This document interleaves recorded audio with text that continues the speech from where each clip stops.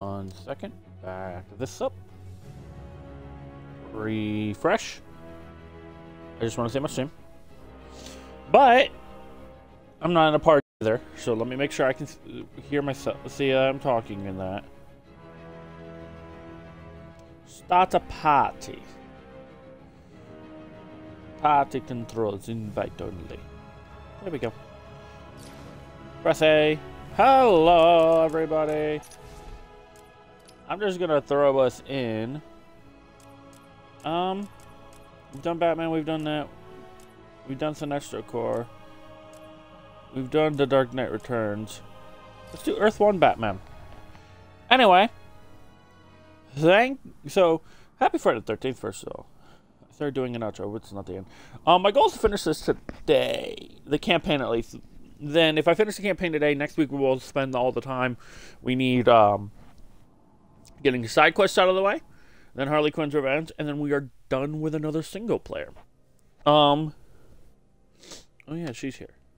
We're gonna end up having to re-talk to her. It's you. I told you I'd be back. Well, you took your time. It's crazy back there.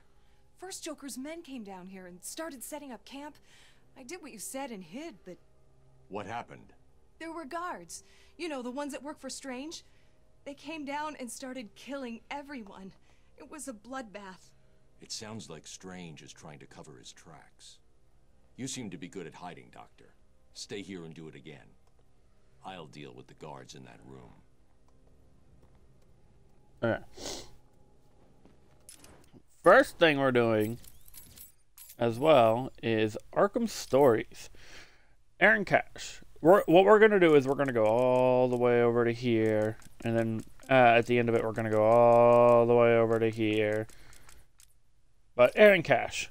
Aaron Cash recalled that night back at Arkham Asylum when watching from a security monitor, he saw Quincy Sharp scrawl an elaborate message on the floor of the cell block control room using a rusty nail and blood from his fingertips, forcing his way out of the cell only to disappear to the chaos. Oh, wait.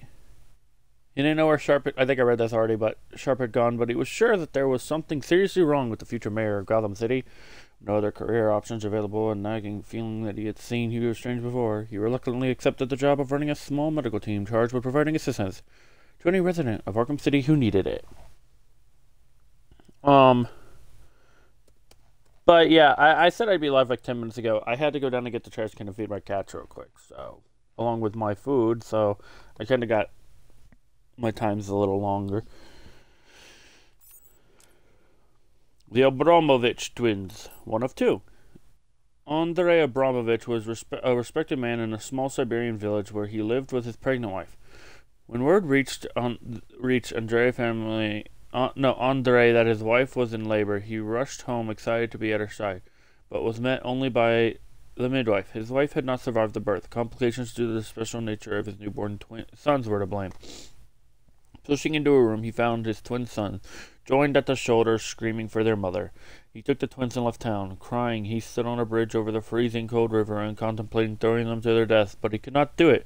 Leaving his sons outside the tent of a traveling freak show, Andrea returned home to his village a broken man.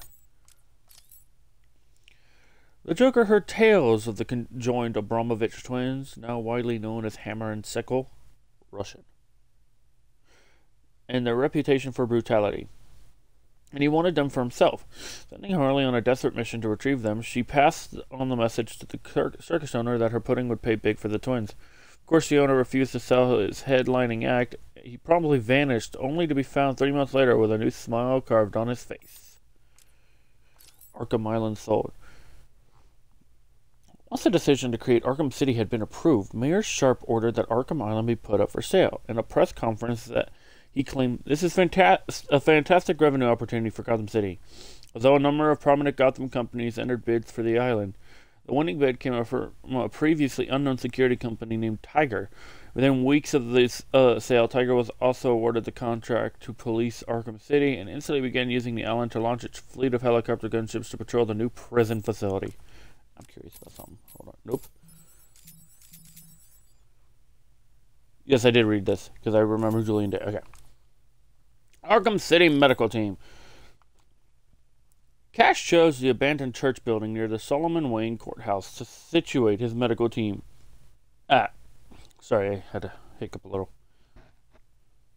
Knowing that Strange was only providing the minimal amount of medical assistance to palliate those campaigning against Arkham City, Cash was forced to beg for equipment and additional medical supplies. First donation came from Bruce Wayne himself, who supplied a series of security shutters to keep the people within the building safe, with cutting-edge body armor and supplies. On hearing about Wayne's donation, Strange was furious and locked down all supply routes between the medical team and the outside world. Hugo Strange's storage vault. On the perimeter wall of Arkham City is the Tiger Confiscated Goods Vault. This high-security facility houses all the items confiscated from criminals upon their admittance. Ew, I cannot pronounce. I am sorry.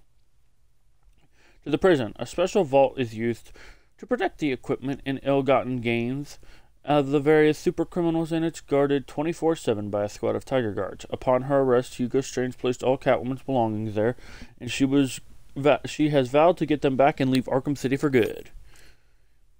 Seismic disturbances. Just weeks before Arkham City was due to open for business, the streets and roads in the northeast of the facility were devastated by a series of unexplained seismic incidents. The large-scale subsidence left the street level of an entire district submerged underwater. Campaigners opposed to Hugo Strange's super prison demanded further investigations into the cause of the disturbance, arguing that this was further proof that the area was unfit under basic humanitarian grounds. However, Strange vetoed plans for an inquiry on his land. He provided his own experts to demonstrate that the seismic activity was a one-off event, and maintained that the inmates had given up their rights to any decent standard of living. Compulsory purchase. Upon becoming mayor, Quincy Sharp presented Gotham City with his plans to create a super prison in the north of the city, claiming that the site was selected because it contained extreme areas of social decay and neglect.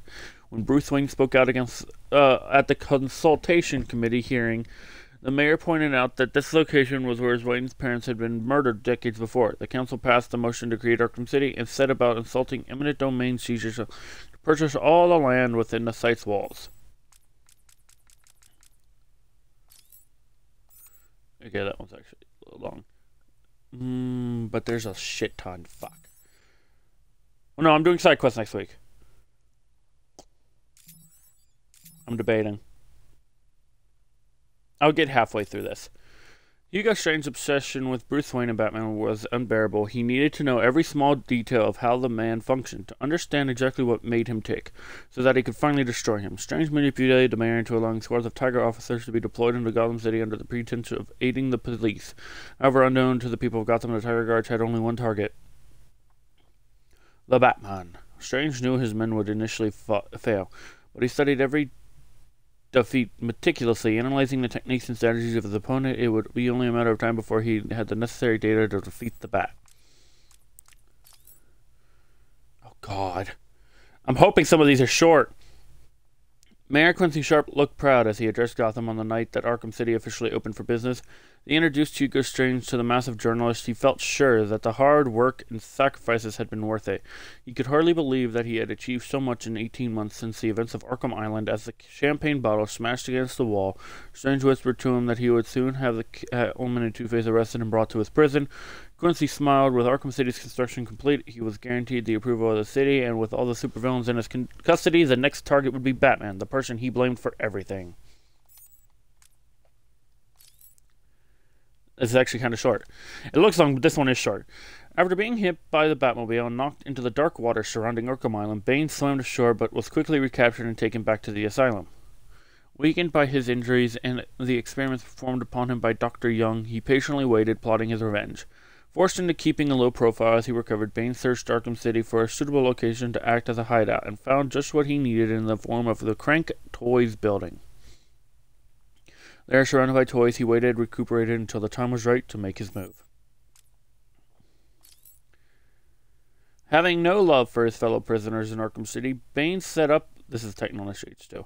Bane set up and presided over an underground fighting contest where inmates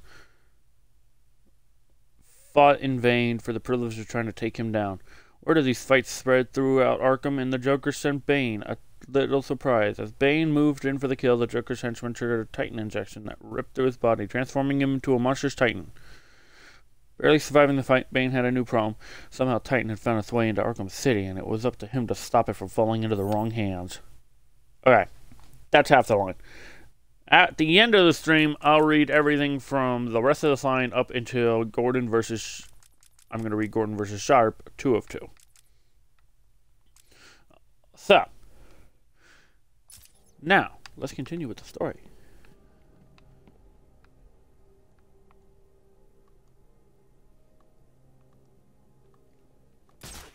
That's the last one. Area secure. Tiger 43 to tower. The room is secure. All new inmates are neutralized. Well done. Protocol 10 is progressing beautifully.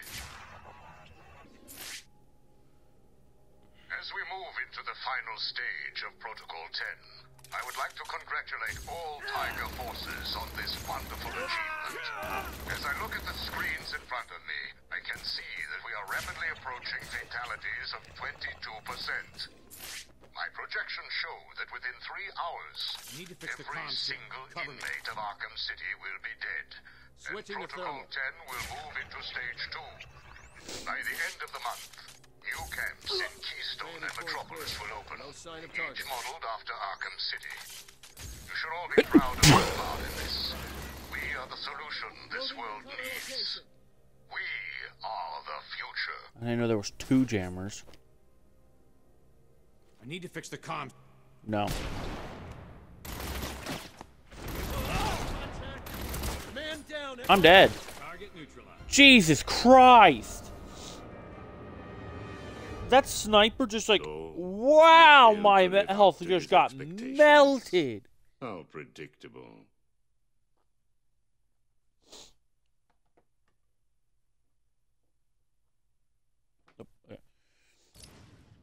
My health fucking melted away.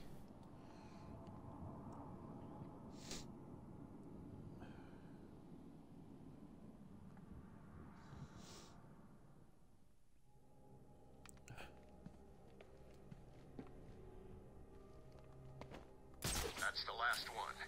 Area secure.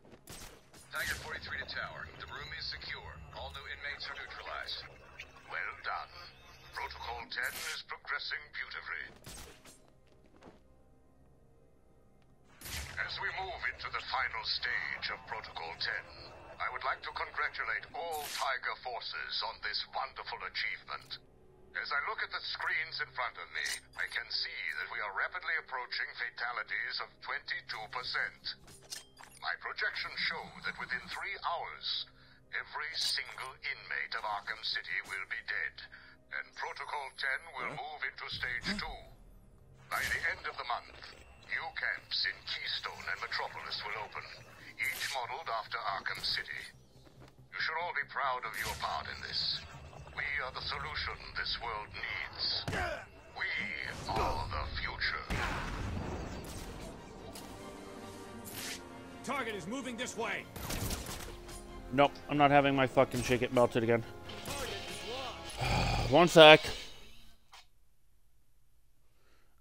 I forgot. I have my second phone still has all its old alarms going off. I gotta start fixing that.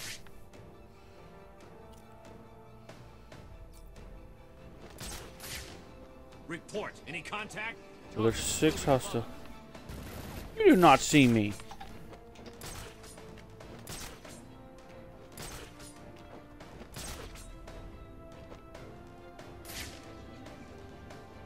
Explosive prime.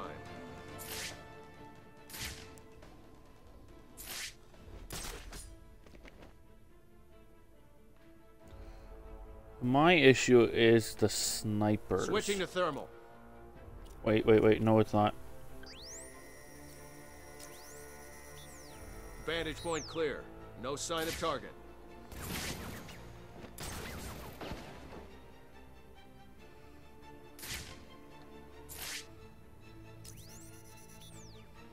Explosive prime.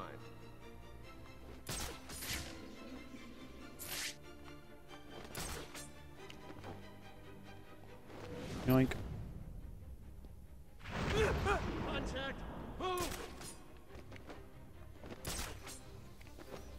is moving above us.